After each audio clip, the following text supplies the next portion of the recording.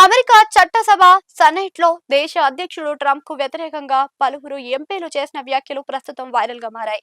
Iran పై యుద్ధాన్ని వ్యతిరేకిస్తూ 50 మంది సభ్యులు సభకు హాజరైన వారిలో తీర్మానానికి అనుకూలంగా ఓటేశారు. 1973 నాటి యుద్ధ వ్యతిరేక చట్టం ప్రకారం కాంగ్రెస్ అనుమతి లేకుండా అధ్యక్షుడు ఏ దేశం పైనైనా నిరవాధికంగా యుద్ధాన్ని కొనసాగించడానికి వీల్లేదు. ఈ నేపథ్యంలోనే ఇరాన్ పై యుద్ధాన్ని వ్యతిరేకిస్తున్న కాంగ్రెస్ సభ్యులు తీర్మానాన్ని తీసుకొచ్చారు.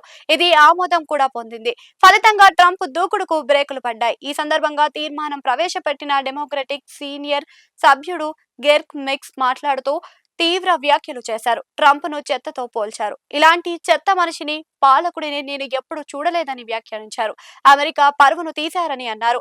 ఇలాంటి అధ్యక్షుడు పాలనలో అమెరికా పరువుతో పాటు ప్రభావం కూడా కోల్పోతుందని అన్నారు. ఇరాన్ పై నిరవధిక యుద్ధం చేసేందుకు రాజ్యాంగం అధ్యక్షుడికి విశేష అని కూడా అన్నారు. అధికారులను కట్టబెడుతున్నారు అని అన్నారు. కాంగ్రెస్ మాత్రమే అత్యున్నతమని, దీని ప్రకారమే దేశం నడవాలి అని అన్నారు. ఈయన ఒకరే కాదు, రిపబ్లికన్ కు చెందిన 4 ఎంపీలు కూడా ట్రంప్ కు వ్యతిరేకంగా ఈ తీర్మానంపై ఓటేశారు.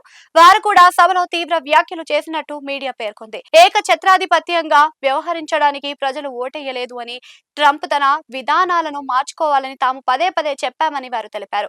అయినా ట్రంప్ తన వ్యవహార శైలిని ఏమాత్రం మార్చుకోవడం లేదని తెలిపారు. ఇది తమకు తీవ్ర అవమాన భారంగా ఉంటుంది అని, ప్రజలు ఇచ్చిన అధికారాన్ని దుర్వినియోగం చేసిన, విఫలమైన యుద్ధాన్ని ముగించినట్టు, విజయవంతమైనట్టు కలరింగిస్తున్నారు అని తీవ్ర వ్యాఖ్యలు చేశారు. సొంత పార్టీ సభ్యులే ట్రంప్ కు వ్యతిరేకంగా మాట్లాడడం, తీర్మానంపై అనుకూలంగా ఓటేయడం వంటి పరిణామాలు రాజకీయంగా సంచలనం సృష్టిస్తున్నాయి. వచ్చే నవంబర్లో మధ్యంతర ఎన్నికలు ఉన్నాయి. ఈ నేపథ్యంలో ప్రస్తుతం ప్రజాగ్రహాన్ని దృష్టిలో పెట్టుకుని రిపబ్లికన్లు ట్రంప్ కు వ్యతిరేకంగా వ్యవహరిస్తున్నారు అని రాయిటర్స్ కథనాల్లో పేర్కొనడం.